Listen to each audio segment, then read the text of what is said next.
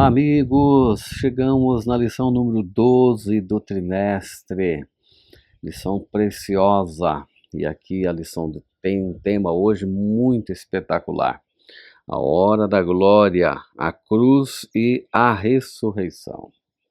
Você está no canal Mapa do Dia com o pastor Oswaldo Lima. Seja muito bem-vindo. Não esqueça de deixar seu like, de dar sua curtida e de compartilhar para que outras pessoas também possam receber a bênção espiritual que você tem recebido todas as manhãs aqui em contato com esse canal.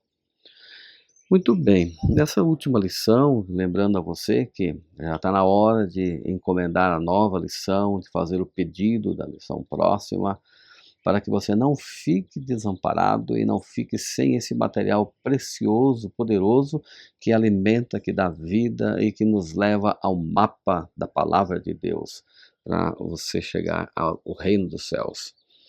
O texto básico para memorizar dessa semana é João 18:37, que diz assim: Pilatos perguntou, então você é rei?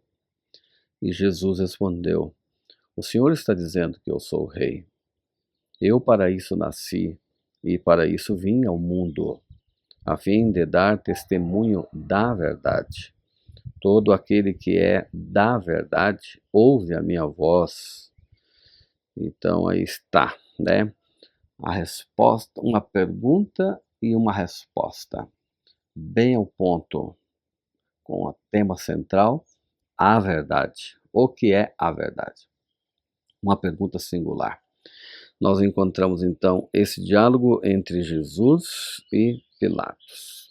E podemos ver aqui logo de cara, logo de início, o contraste entre a cosmovisão de Pilatos e a cosmovisão de Jesus. Pilatos, ele tinha a ideia de que um rei viria e estabeleceria um reino temporário. E ele estava interessado nesse assunto, como um grande político que era, de descobrir que reino era esse e que rei era Jesus. Contudo, quando a gente vai para Jesus, ele está fundamentado na sua resposta num reino espiritual, baseado em justiça e em verdade. Nada a ver com o reino de Pilatos, que era muitas vezes marcado pelo Império Romano, pela tirania, pela injustiça social, pela imoralidade. Pilatos reconhecia que Jesus era um homem singular. O que é um homem singular? Um homem diferente, uma pessoa honesta, uma pessoa justa. E Pilatos mesmo chega a dizer: eu não vejo nele crime algum. Pilatos estava acostumado a se deparar com criminosos de todas as espécies, de todos os tipos, diariamente. A condenação para ser crucificado era a pior maneira de condenar alguém à morte.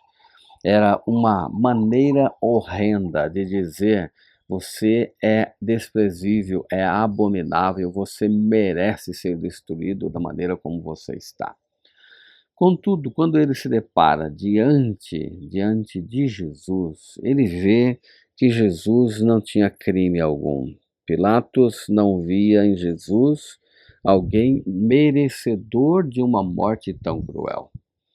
Você já teve situações que você achou que alguém estava sendo injustiçado, que alguém não merecia passar pelo que estava passando?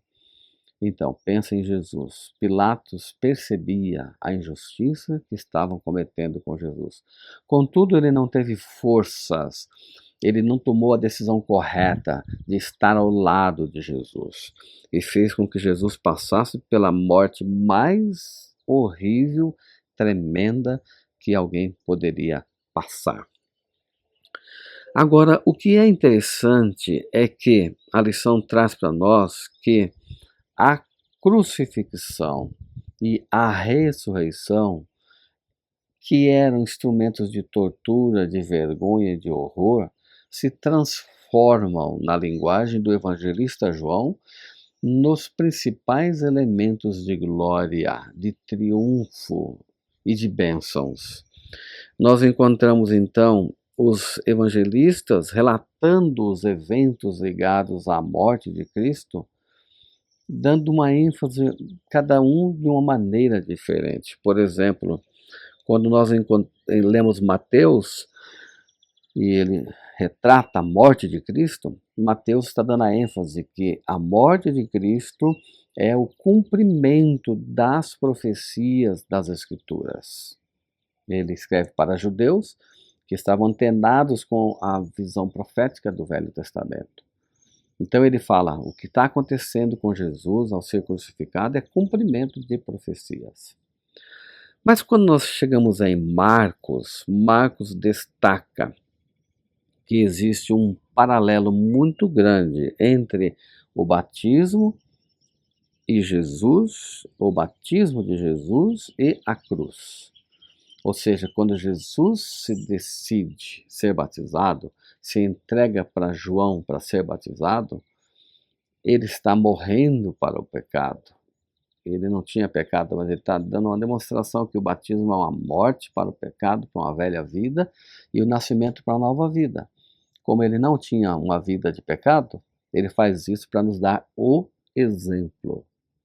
Ao mesmo tempo que ele está se batizando, ele está dizendo, eu vou me submeter à morte na cruz, a minha renúncia. Assim como alguém, quando vai se batizar, tem que renunciar ao eu, a sua grande, seus méritos pessoais, a sua vaidade, o seu orgulho. Ao ser batizado, jogam-se dentro das águas e nasce uma nova vida de humildade, de entrega, de confiança e dependência de Deus. Lucas centraliza-se na cruz como uma fonte de cura e de salvação. Como um grande médico que ele era, ele traz então essa evidência. Quem aceitar Jesus, quem for até a cruz, está tendo fonte de cura e de salvação. E ele cita como exemplo clássico de que a cruz, naquele momento da morte de Cristo, ele está salvando, é o exemplo do ladrão na cruz, que quando o ladrão exclama ou clama, nas suas últimas palavras, a oportunidade que ele tinha era a última chance, e ele diz, lembra-te de mim quando vieres no teu reino, recebe de Jesus a garantia. Na verdade, eu te digo hoje, estarás comigo no paraíso. Ou seja, ele já garante a salvação do ladrão no retorno dele. O ladrão não tinha tempo de se batizar. Alguém pode perguntar, então eu não preciso me batizar? Porque o ladrão nem se batizou e foi salvo. Mas aí é diferente. O ladrão não tinha chance de sair da cruz e se batizar. Mas a decisão dele, a entrega dele, garante a sua salvação. Que coisa maravilhosa. E João, quando ele entra na descrição da cruz e do evento da crucifixão, ele apresenta a cruz como a entronização, ou seja, a glorificação do Senhor Jesus. Ele liga isso ao conceito do que ele fala em várias ocasiões dentro do seu evangelho. É chegada a hora é esta. Vamos ver, dar uma olhadinha em João 7:30. Então quiseram prendê-lo, mas ninguém lhe pôs as mãos, porque a sua hora ainda não havia chegado. Então, agora sim, era a hora. João 8:20. Jesus proferiu essas palavras perto da caixa de ofertas, quando ensinava no templo. Ninguém o prendeu, porque ainda não havia chegado a sua hora. E João 12:27. Agora minha alma está angustiada, e o que direi?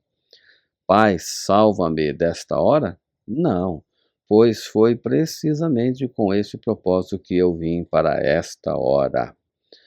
Então esse conceito de entronização é uma imagem irônica, uma vez que a crucifixão era a forma mais vergonhosa usada pelos romanos. De fato, o que a gente pode deduzir e aprender de toda esta história é que Jesus morre em desprezo, mas isto representa a sua entronização como nosso Salvador. Que graça, que glória, que bênção é ter um Salvador assim, que se preocupa com a gente, que está disposto a nos salvar, e chegou a hora. Então, que lição poderosa vamos ter nessa semana? Cada dia tratando de um tema. Vai começar aí na lição de amanhã, falando da verdade. O que é a verdade? É a resposta à pergunta de Pilatos. E a expressão eis o homem, na lição de segunda-feira, está consumado, tetelestai, na lição de terça-feira. E assim por diante. Seja muito bem-vindo, aproveite a lição e vamos orar. Pai querido, nos dê a sua graça e a sua bênção ao estudo da lição. Que a sua palavra fale ao nosso coração, em nome de Jesus. Amém. Eu sigo o mapa do dia. E você?